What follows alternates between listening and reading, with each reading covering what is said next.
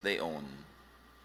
Isa sa mga pinakamadalas banggitin ng Panginoon, ngunit pinakamadalas ding malimutan.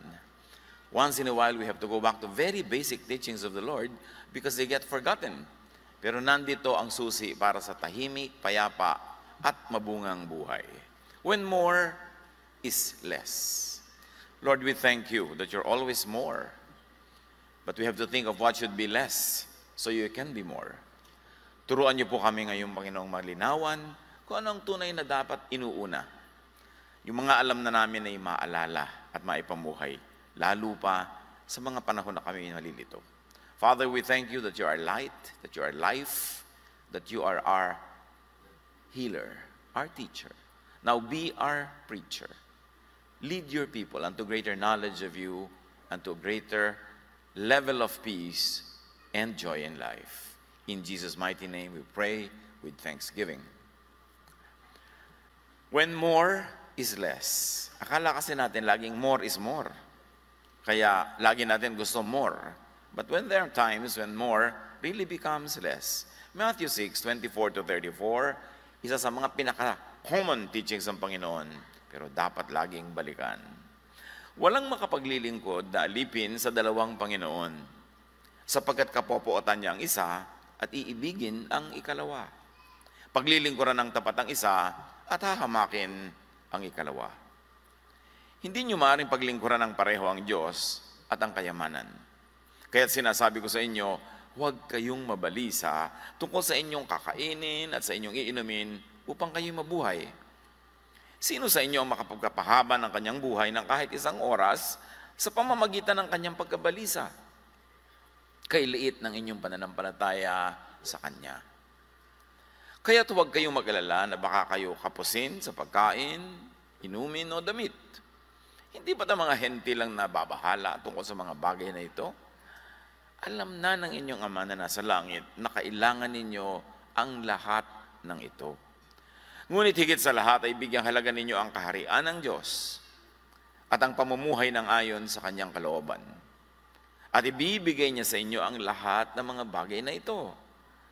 Kaya nga, huwag ninyong alalahanin ang bukas, sapagkat ang bukas ang mag-aalala sa sarili niya.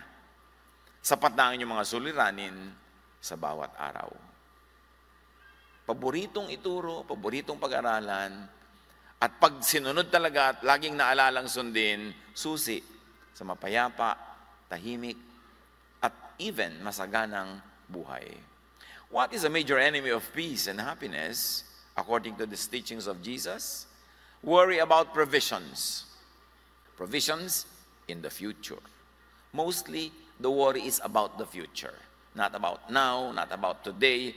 It's about tomorrow, next week, next month, next year. The future, which is God's gift, becomes a problem to worry about. Pagka ganito ang ating mentality, instead of being celebrated as a gift from God, to be excited about. Pag ang tao, warrior, yung bukas, yung future is a problem. And can you imagine what kind of life you will have when the future is a problem, is considered a problem? Instead of parang gift, nabubuksan mo pa lang, hindi mo alam kung anong laman, excited ka because the future comes from God. And if the gift comes from God, you can be very sure that it's going to be wonderful. Pero pag nalibang, nagpadala sa takot, the future is something to worry about. And the Jesus solution to this is prioritize God's kingdom. Prioritize God's rule. So kung i-reduce natin into questions, paano ako sasagana? Prioritize God's kingdom. Kasi ang kasaganaan can be objective, nabibilang, talagang halaga, or subjective. Kung paano ka nag-enjoy kahit gaano kakulang yan sa tingin ng iba, masagana ka. So yung prosperity is subjective and objective. But Jesus is talking about subjective prosperity. Kung gaano ka nag-enjoy, ano man ang meron ka. Kasi hindi guarantee na pag marami kang tinatangkilik ay mag-enjoy ka na nga. And the solution, sabi ni Jesus, is prioritize God's rule.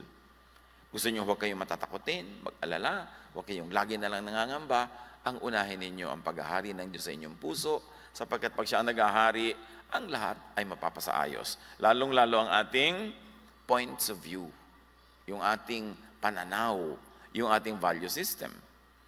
Matthew 6:24, you cannot serve two masters at the same time, Jesus says. You will hate one and love the other, or you will be loyal to one and not care about the other. Of course, it's natural. The law of impenetrability sa physics, only one thing occupies one place at one time. So isa lang ang pwede mong tunay na mahalin. The way to live is one moment is to one project. And that project is the kingdom of God. The way to live is one lifetime, one master. And that master should be God. There should be no confusion. When your life has more than one major project, and that is not even the kingdom of God, you're headed for disaster. Pero pagka ang iyong one lifetime project and master ay Diyos, yun ang susi. Sundin muna bago mo malaman na effective pala, totoo pala. You cannot serve God and money at the same time. Matthew 6:24. The way to live is not one lifetime, two projects, one lifetime divided between God and money. Sa isip, alam na natin ito. Memorize pa nga kumisan. Pero yun ba talaga ang pananaw natin na umiiral sa pang-araw-araw na buhay that defines us? 1 Timothy 6:10, the love of money causes all kinds of evil. Not money itself. Because money can be used well. Money can be used for very godly purposes. But the love of money is a causing of a lot of evil in our lives. Some people have turned away from what we believe because they have want to get more and more money. But they have caused themselves a lot of pain and sorrow. Sabi niya, talagang yung sobra mong pag-ibig sa pera, pag-Diyos sa pera, ang pinag-uugitan ng napakaraming kasamaan. At napakaraming mga tao sa paghabol sa pera, iniwan ang mga bagay na mahalaga sa ating pananalig. Tulad ng katapatan, tulad ng kabaitan, pagbibigay sa kapwa, tulad ng honesty, tulad ng paglilingkod sa Panginoon, kinalimutan na sa paghahabol sa pera. Sabi niya, kahahabol nyo ba? Naabutan nyo? At kung naabutan nyo, nakukuha nyo bubuo o mga gilid-gilid na lang inaabutan ninyo. Tapos, ang laki ng bayad. Ang laki-laki ng bayad mo emotionally, spiritually, socially. Tapos ito lang ang nakukuha. Love for money could make people evil. Diyan mo makikita yung mga magkakapatid na nagsusumpaan, nag-aawayan dahil pinag-aagawan ng isang dangkal na lupa na minana sa magulang. Magkakapatid na nag-aaway-away dahil sa mga lumang mga gamit na pinagkakaway-awayan nila. Minsan mga magkakaibigan, nagdadayaan pa sa negosyo dahil sa pera. Hindi rin naman talaga nadagdagan ng saya. Pwedeng madagdagan ng pleasure, kasi ang pleasure nabibili. Pero ang saya hindi. At ang mas masaya sa buhay ay yung tahimik ang loob mo. Kaysa ang dami-dami mong props, pero sa loob, wala. Love for money could bring hell to people. Hindi mo na kailangang hintayin mamatay at pumunta sa impyerno. Pagka ikay sobrang maibigin sa pera, advance na ang impyerno sa buhay mo. Love for God makes people good and godly. Ito yung kabaligtaran. Love for God brings people to heaven, the kingdom of God. Yung heaven na nandun pa sa malayo at yung heaven na nandito na ngayon sa buhay natin. Pag maibigin ka sa Diyos, inilalagay mo ang pera sa tamang lugar, mahalaga pa rin ang pera. Laging mahalaga yun. Pero nasa tamang lugar. Hindi siya ang number one. Yung mamimili ka, makikipag-away ba ako o pera? Yung pinipili mo, wag na lang, para peace na lang. Pwedeng nakuha niya yung pera, siya nakabili ng kotse. Wala kang kotse, siya meron. Pero guarantee ba na masaya siya kaysa sa'yo? Kumisan nga, pag ikaw pa yung nanalo, dahil anak ka naman Diyos, kahit na kumisan nakakalimot, binabagabag ka ng budhi mo. Hawak-hawak mo yung pagkamahal-mahal na bag. Pero alam mo kung gaano karaming empleyado mo sana nadagdagan mo ang sweldo at bonus kung hindi ka lang bumili ng 1 milyong peso bag. Tapos yung bag hindi mo magalusan, ayaw mo malagyan, kulang nila, ilagay mo sa estante, punas-punasan. Naging Diyos Kaya tuloy hindi mo maiwan, baka manakaw. Samantalang yung kumari mo na ang bag niya, supot. Iniiwan-iwan niya talaga, inihahabol pa nga sa kanya ng iba. Supot niyo po, supot niyo po. Ayaw nga pala ang aking supot. May wisdom din yung hindi masyadong mahal yung mga gamit mo, hindi pinagnanasaan ng iba. Our time should be focused on God. That's what Jesus is saying. You all know that already. That's not something new. But it is something to renew in our minds and in our mindset and in our lifestyle. Because our time should be focused on God's kingdom. And that kingdom is not over there in the clouds only. Well, it is also there. More importantly now, that kingdom is God's kingship in our lives today. Pagka sa mga pinipili mo yung maka-Diyos na choice, hindi yung makapera, God's kingdom is in you. Because sabi ni Jesus yun, the kingdom of God is in you. Within you. The kingdom of God is in your thought, in your heart, in your feelings, in your everyday life. And you can always bring the kingdom of God into your life pag inuuna mo ang Diyos. Our hearts and minds, our lives must be God's kingdom, must be ruled by God. And that is heaven on earth. Our lives must be defined by Godness, which of course was fine-tuned by Jesus into what we call Jesusness. Is that what defines us? The kingdom of God says, don't worry. The kingdom of the world says, worry. Marami kang babayaran, marami kang kulang. You must worry. Why don't you worry? The rule of God in our hearts is directly proportionate to our happiness. The more God rules, the happier we are. The less of God, the less happiness then. Matthew 6:25, sabi ni Jesus, so I tell you, don't worry about the things you need to live, what you will eat, drink, or wear. In other words, don't worry about the pambili. Kasi ang pinoproblema talaga yung pambili. So, in other words, the verse is saying, don't worry about money. Because you need money to buy all these things. When you worry about these things, your worry is actually monetary. The kingdom of God says, don't worry about money. Don't worry about how to buy all you want. The kingdom of God, according to Matthew 6:25, is life is more important than food. And this is not only biological life, but emotional life. Spiritual life is more important than food. And the body is more important than what you put on it. Hindi ka nade-define ng suot mo. Nade-define ka ng katawan mo. Yung katawan mo ba, panatag ang pintig ng yung puso kasi wala kang kaaway?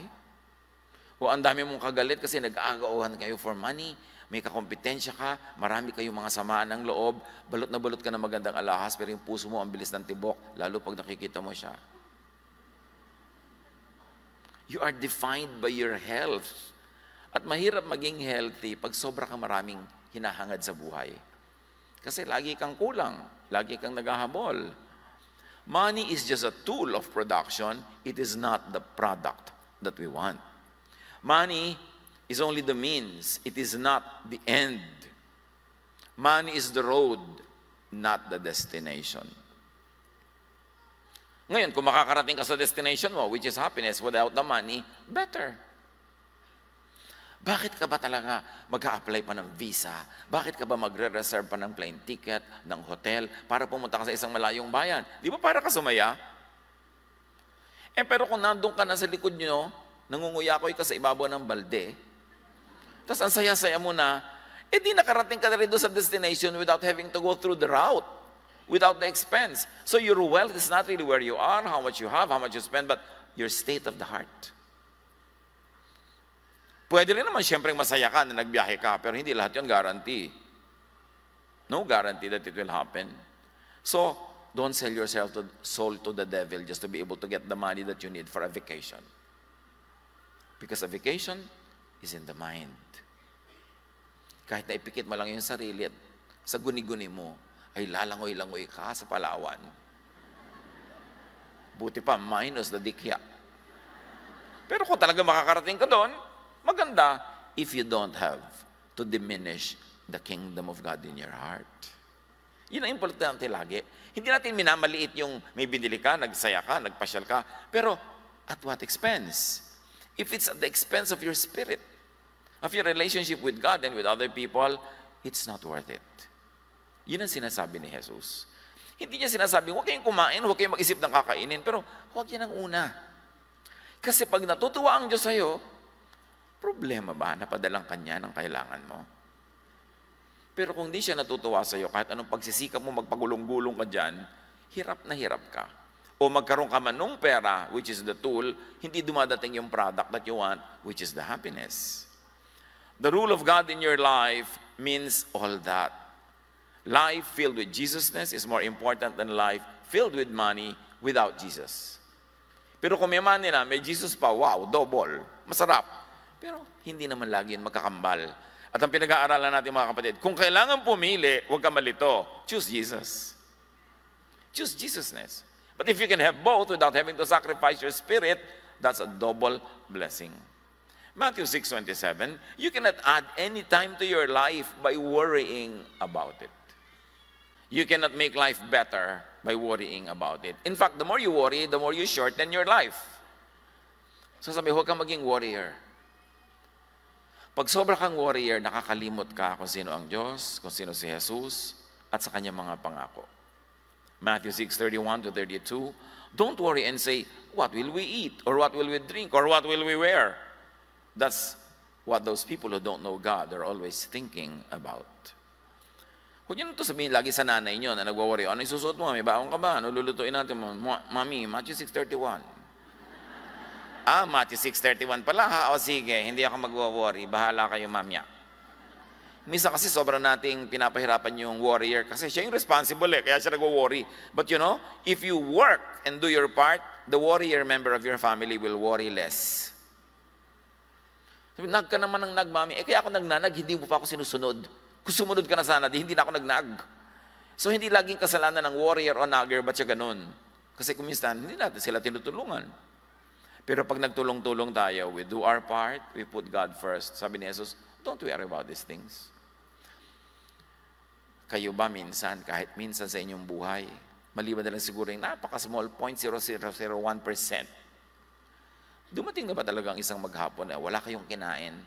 Hindi dahil nagda-diet kayo ha, kundi talagang wala kayong makain. Nangyari na ba yun? So, yung past is a guarantee sa future. Hindi ka na nga ginutom ng Diyos nung past, gutumin ka pa ba sa future? You have gone this far in your relationship with God para ka lang niya ilaglag. So, kaya sabi ni Jesus, ang liit naman ng pananalig niyo sa Diyos. Parang binabaliwala niyo yung paraan ng pag-ibig niya.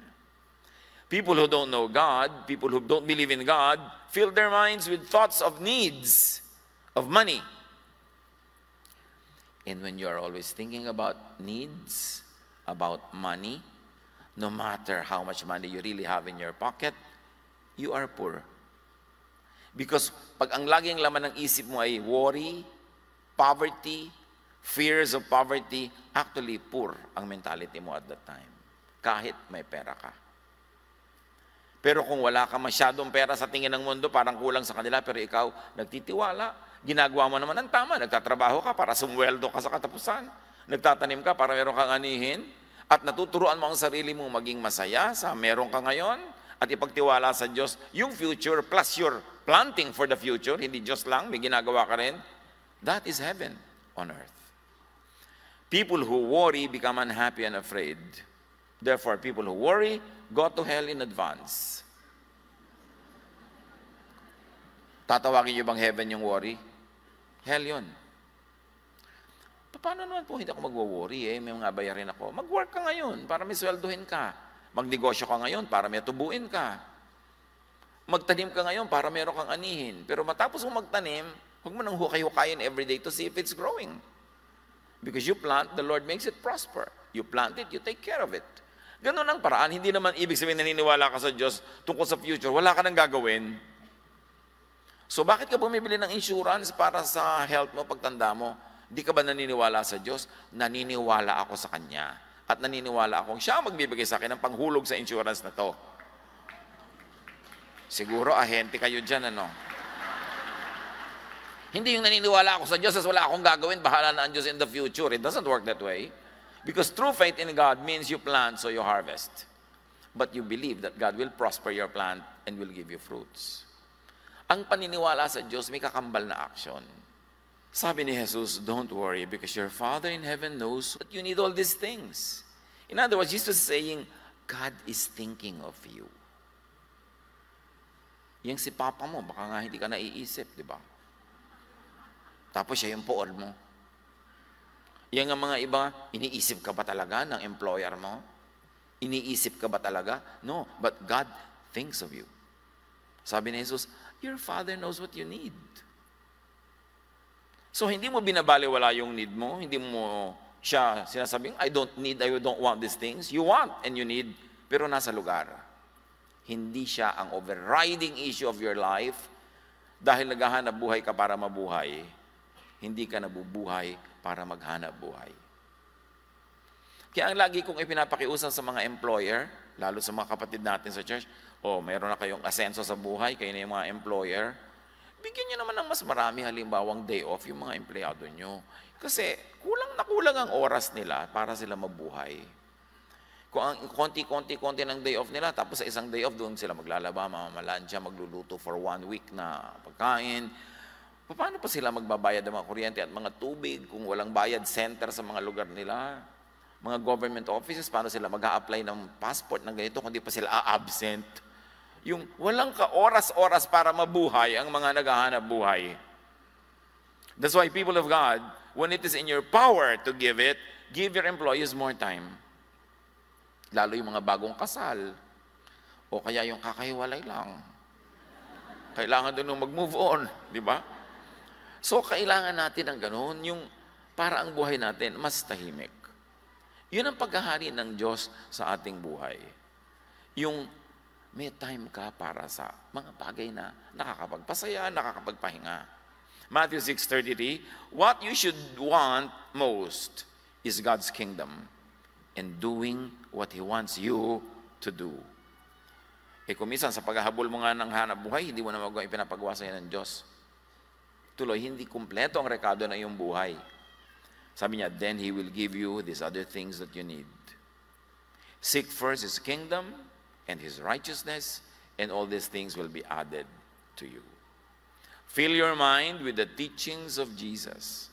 Make space in your heart for the teachings of Jesus. Ang gaganda ng teachings niya at alam natin siguro 95% lahat, pero ina-apply ba natin? Na ang tunay na kaligayahan ay hindi maghiganti, kundi magpatawad. Yun ang Jesusness. Lagi kang tinatanong, Pastor, what is the best revenge? Ano pong best revenge sa nag-drop sa akin na girlfriend ko? Anong best revenge sa nagtaksil sa akin? You know the best revenge is to not even have to think of taking revenge. Dahil nag-move on ka. Ang best revenge is not to dedicate anymore 1 minute of your life to this person who betrayed you. Pag nagpaplano ka maghiganti, pagod na pagod ka magpaganda para dumaan ka, manghinayang siya. Hindi ka pa nakaka-move on dahil siya pa rin ang focus mo.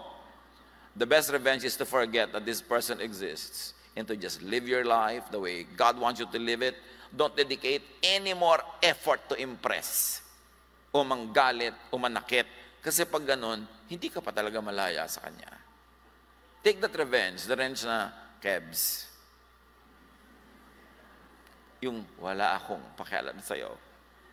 Tuloy ang buhay ko. And don't worry and fear about money. That your mind is turned from being the kingdom of God into the kingdom of Satan. You cannot serve God and money, sabi ni Jesus. God and money issues cannot live side by side in your heart. Hindi pwedeng sabay.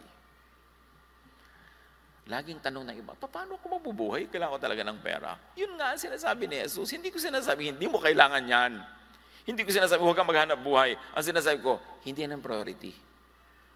Kung kailangan kang pumili, piliin mo yung kung ano yung kingdom of God.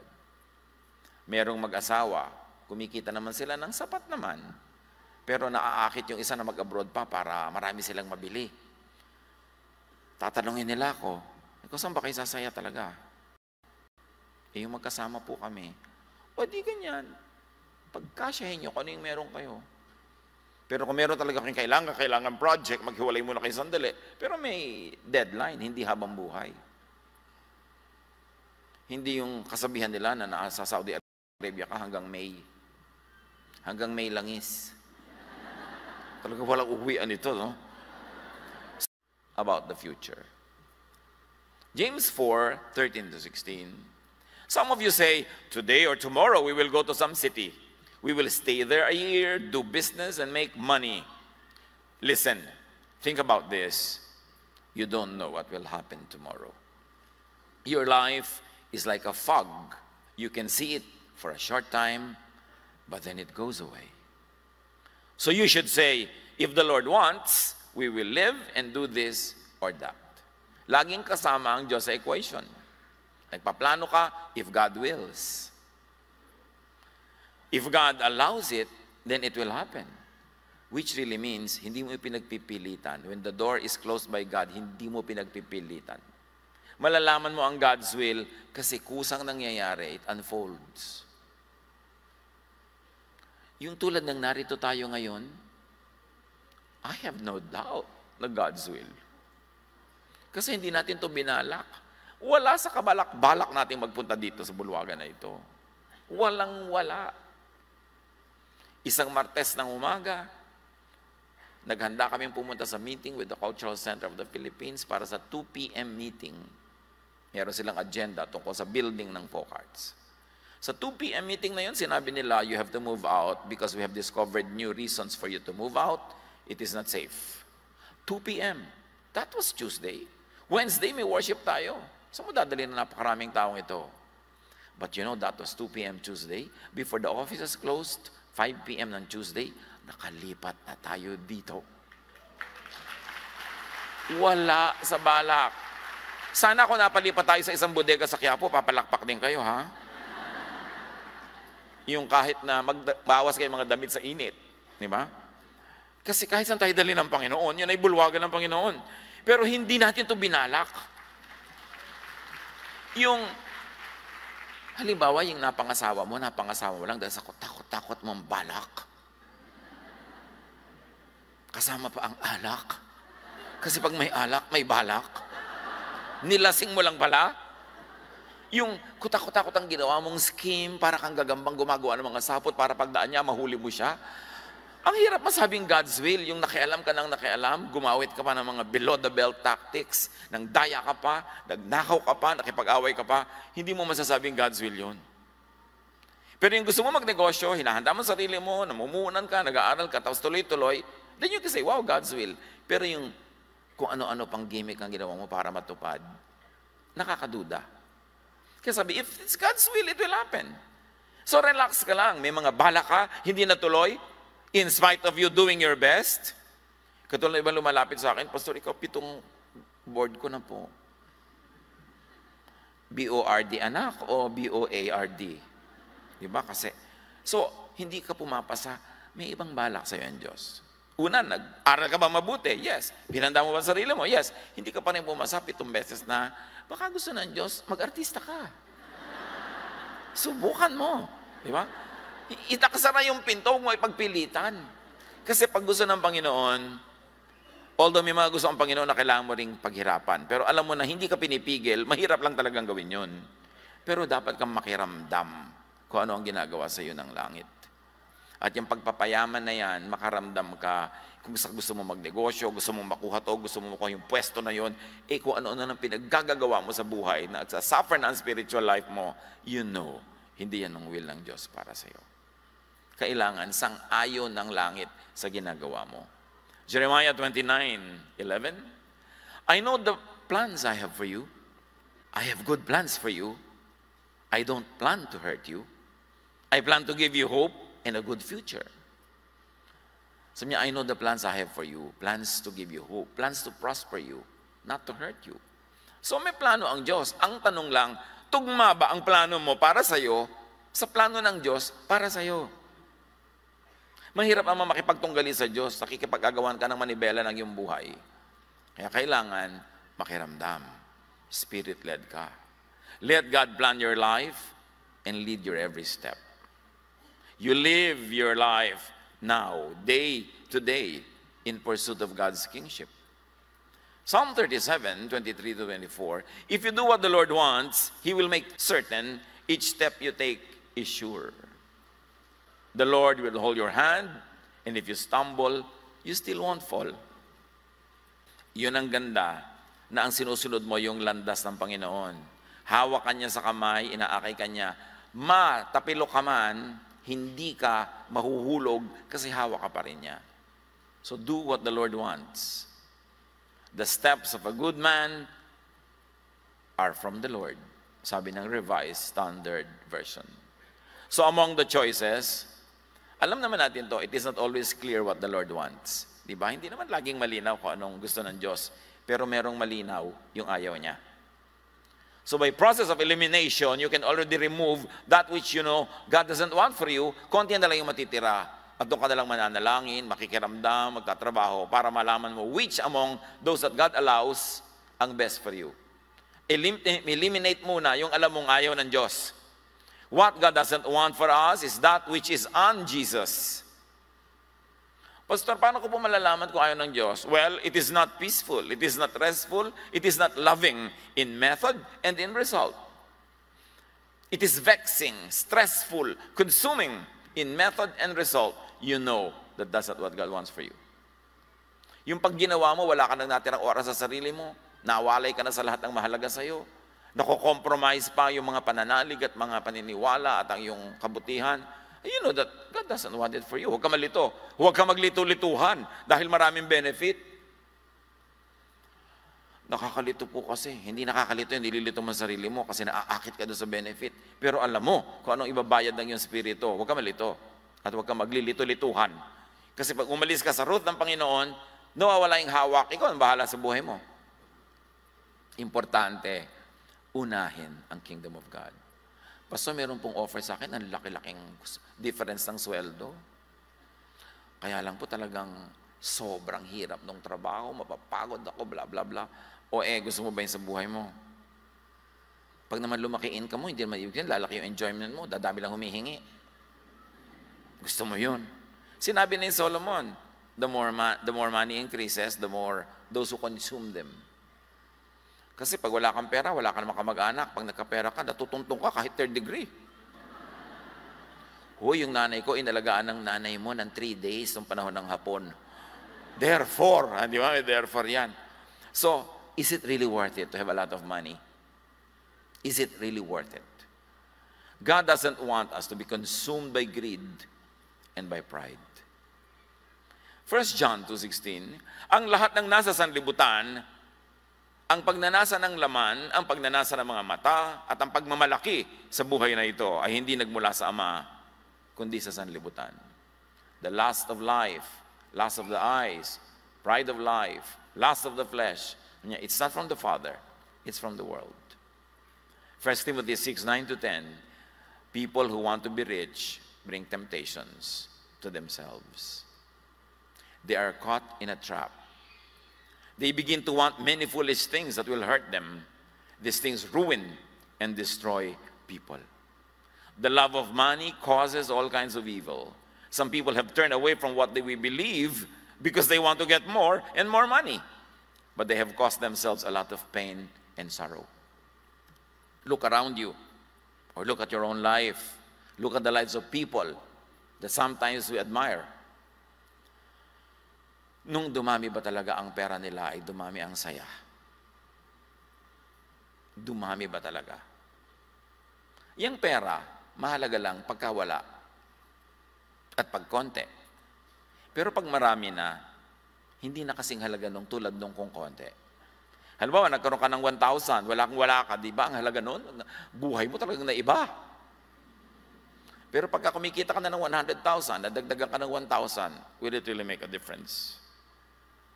And then you come to a point when you have 10 million, mahalaga pa rin yung additional 1 million. But when you have already 50 million, nadagdagan ka ng 500,000, bali wala lang sa yan. These are just numbers added.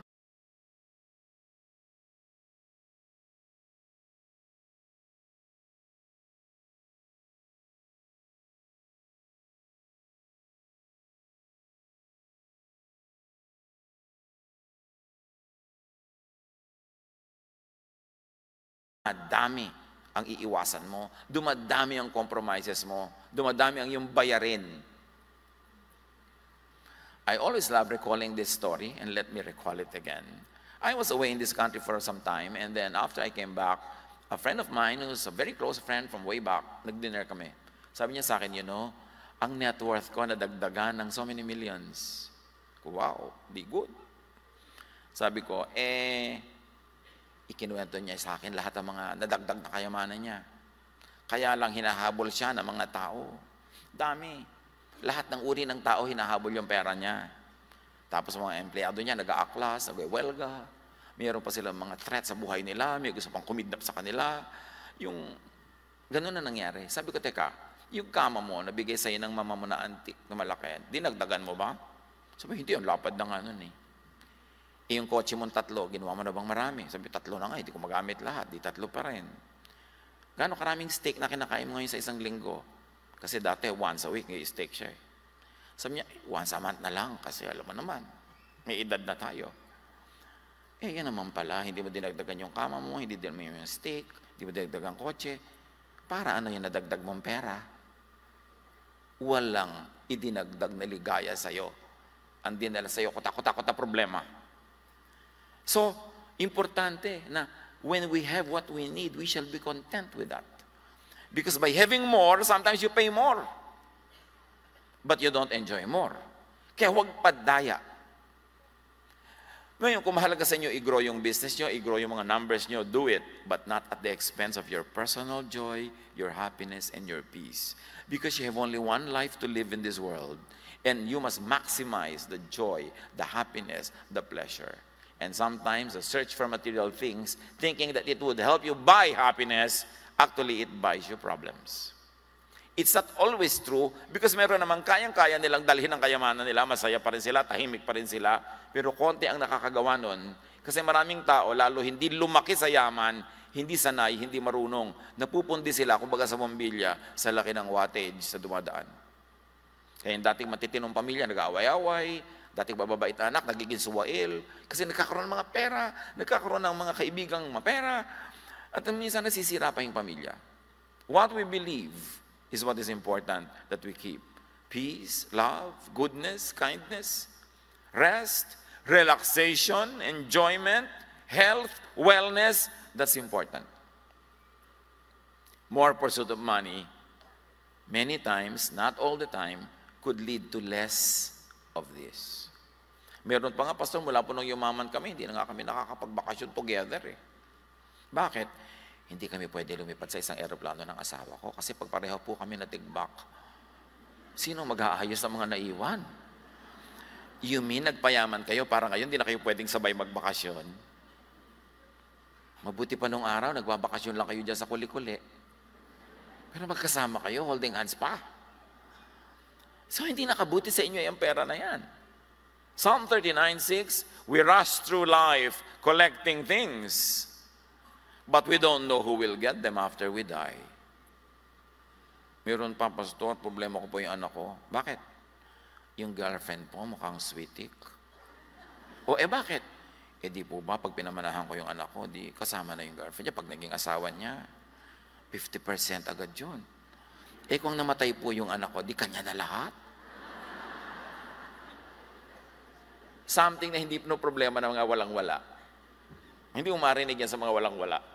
Pastor, may problema po kami. Paano kami magbabayad ng 5,000 peso catering sa aming munting kasalo? Madali yung problema mo. Pero yung pinoproblema mo na yung mapapangasawa ng anak mo, yung ayaw mo, tapos ang dami-dami niyang mamanahin, ayaw mo puta sa kanya yung mana mo. Yan ang problema ni Solomon. So, ang hirap naman ng buhay na ito. Nagpayaman para pumunta sa mga tao, hindi ko kaano-ano. And it can be very true. Because what you own, owns you. Think of that. Mayroong isang pamilya, simpleng-simple lang ang bahay nila nung araw. Pag lumabas sila, sama-sama, magmamall sila. Nung nagkaroon ng magandang bahay, hindi na sila makaalas sabay-sabay. Isa dapat security guard, maiiwan lagi. Alam nyo, hindi masama magkaroon ng mga bagay eh. Pero sabi mo, teka, lalabas tayo lahat. Kung nanakaw, di sorry na lang. Pero lalabas tayo lahat. Kaya sa hindi na tayo magkasama-sama, kababantay nito. Merong isang magkapatid, meron silang kantin, Sabi nung kapatid, Juan, halika, pumunta tayo doon sa alam kong restaurant, doon tayo kumain, sawa-sawa na tayo sa food ng restaurant natin. Sabi niya, pag nawala tayo ng 1 hour, makukupitan tayo ng ganitong halaga. Kasi hindi pa uso na yung mga computerized control eh. So makukupitan ka ng 1,000, di bayad na lang natin sa kaligayahan natin. Nakupitan tayong 1,000, sumaya naman tayo. Pero yung 1,000, na itago natin, sasaya ba tayo? Dapat marunong ka rin magbayad ng kaligayahan mo kasi may bayad dyan. Hindi pwedeng napakasakit mo, lahat gusto mo makuha. Hindi ka na tuloy nag-e-enjoy sa buhay. The more possessions, the more masters. 1 Timothy 6:6-8, devotion to God is in fact a way for people to be very rich. Can you imagine this verse? Ang paraan daw talaga para yumaman, maging devoted ka to God. Now, yung yumaman na yun, binless ka, objective na kayamanan, nabibilang pera, or subjective. Hindi ka tinambakan ng pera, pero tinambakan ka ng capacity to be happy. Di ang yaman mo, kasi yun nga yung end goal, di ba, ng pera, para mabili mo yung kaligayahan mo. Kung nandun na yung kaligayahan, without having to buy it, shortcut yan. Express lane. Devotion to God is in fact a way for people to be very rich, but only if it makes them satisfied with what they have. Ang dami na po namin property ngayon, satisfied ba kayo? Kasi kung hindi, useless. When we came into the world, we brought nothing. And when we die, we can take nothing out. Yun naman pala't wala kang dala ng isilang at wala ka rin dadalhin pag-alis mo dito sa mundo, ba't ang dami-dami mong dinadala ngayon, ang bigat tuloy? Travel light. Don't carry too much. If the Lord will naturally, easily, smoothly give you things, accept. But don't kill yourself to have things. And especially do not kill your heart or your conscience to have things. So if we have food and clothes, we will be satisfied with that. Sabi ng Timothy. Of course, what Timothy is saying is if we have the basic necessities, we'll be satisfied. And admittedly, iba naman yung basic noon sa basic ngayon. Dumami-dami yung ibig sabihin ng basic ngayon. But still, you should know what is basic. And when you have it, dapat masaya ka na. Like, may cellphone ka, basic na yan ngayon eh. Pero hindi kailangan namang latest model. Anak naman, wala ka pang kinikita ni piso. Tapos laging latest model ang gusto mo. Parang may basic ka na, dapat masaya ka sa basic. Habang hindi mo pa deserve o hindi mo pa na-earn yun. So do not be deceived by the wisdom of the world, which is really foolishness. 1 Corinthians 3:19, for the wisdom of this world is foolishness in God's sight. And mind you, kayong mga nagpapalaki ng mga anak o apo, do not be and do not teach the children to be materialistic, to be warriors, and to be competitive. Uso yan. Yan ang wisdom of the world, which is really foolishness to God. Anak, kailangan number 1 ka sa klase. Anak, kanina, anong grade mo? 99 po. Anong grade ni Catherine, yung classmate mo? 99.2. Pak! Sinampal ka. Nanay niya ang aakyat sa entablado sa graduation, hindi ako. Pak! Yung nagpapakamatay na yung mga bata sa ibang bansa dahil sa competition. Teach your children to be loving. Teach them to be sharing and caring because that is what will give them happiness in their life, not being competitive. Baligtad ang mga tinuturo natin na values. Lagi ikaw dapat number 1, lagi ikaw manalo. Kahit na mandaya ka, kahit na kalaban mo yung classmate mo, kalaban ko rin yung nanay niya, basta kailangan number 1 ka. So, pag number 1 ba, laging happy? Teach the children to value peace, happiness, love, pakikipagkapwa, pakikipagmabutihan sa kapwa. At saka to be cooperative, not to be competitive. True survival is in cooperation, not in competition. But that's another issue. So listen to the word, not to the world. Isang letra lang ang difference, but it's a world of difference. How to feel secure about tomorrow while staying focused on the kingdom of God? Plant what you need and what you want to harvest. Pwede namang sabay eh. Pinaplant mo pero gumagawa ka ng mabuti, hindi mo sinisira ang sarili mo. Galatians 6:7, you will harvest what you plant. So you plant what you need to harvest, then leave it up to God. 1 Corinthians 3:6, I planted the seed, but God has been making it grow. So kasama ka, kasama ang Diyos. When the pursuit of more things leads to less spirit, less rest and peace and love and happiness. Be wise. Stop. Sa paghahabol mo sa maraming bagay, nasasaktan na ang iyong puso, ang iyong damdamin, ang iyong kaluluwa, tumigil ka. It is not the way to go. And this applies to any of all pursuits for more. Yung more things, more clothes, more bags, more shoes, more cars, more houses. May mga tao dyan na kailangan na magpatayo ng bungalow, lalagyan pa lang ng bag. Magagamit mo ba talaga lahat yan? More collections. Yung may negosyo na ayaw pang tumigil. More ventures, more businesses. Kasi challenge. Tapos nakikita niya later, ay challenge nga talaga. More fame, more glory, more honor. Higher grades, higher IQ. Smaller waistlines. Hindi na matapos-tapos yan. Di ba? More admirers, more people, para mas maraming mainggit sa akin o tumanghod sa akin. This applies to all pursuits for more. Kahit na yung more responsibilities, more positions, more boards to join, more committees, more appointments to keep, more schedules and more activities, hindi yan guarantee of happiness. Ang kailangan ng tao, freedom to be able to adjust to what needs to be done for the day. Kaya kung minsan mayroong magsasabi sa akin, Pastor, kayo po magkakasal sa akin. Kailan ba? 3 years from now po. Anak, sabihan mo na lang 1 week before. Magko-commit ako sa'yo, tapos biglang nanalo ako ng world tour, natapat sa kasal mo, hindi matutuloy dahil kasal mo. Pero Pastor, once in my life lang po yan. Once in yours, but every day in mine. May kinakasal ako. So wala na akong magagawa sa buhay ko dahil overcommitted ako sa'yo. Kaya mga kapatid, kahit po kayo nag-i-invite, birthday, kung ano-ano, dapat may kasamang freedom. O ini-invite kita because I like you, I love you. Pero kung sa araw na hindi ka makarating dahil tinamad ka, di wag ka pumunta. O may iba kang naisipang gawin, di yun ang gawin mo. Pero kung makakapunta ka, nice. Dapat ganun, hindi iimbitahin ka, pero wag kang hindi dadalo. Yung, wag mong papalitan niya. Yung, itinatali mo ko, no? So, mahal mo ba ako or not? Bakit mo ko iniimbita?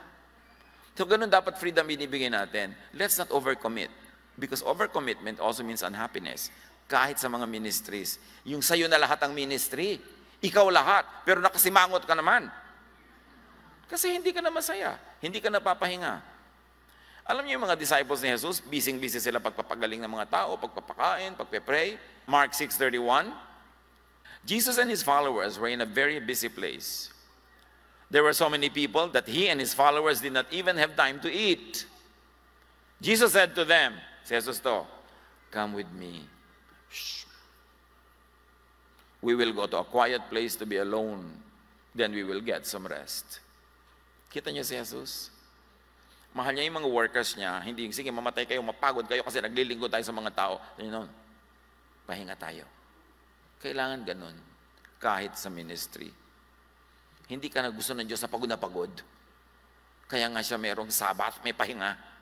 Although hindi mo gagawin just yung Sabbath, pero observe it for your benefit.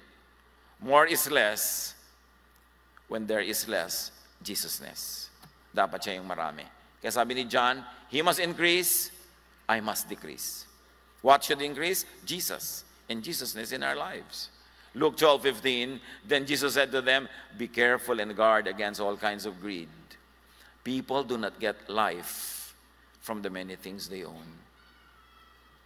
Hindi ka makakakatas, makakagata ng ligaya, ng saya ng buhay sa mga ari-arian. More things could even mean less peace, less rest, less time, less happiness. Be wise and see in your life when more is less. Dear Lord, thank you that you love us. You remind us that life is precious, time is precious, that we should live in Jesusness where we can be fruitful and at the same time we enjoy life, we enjoy our loved ones, and our loved ones also enjoy us. Pagbulay-bulayan natin sumandali kung anong personal application nito sa ating mga buhay in some moments of silence with the Lord.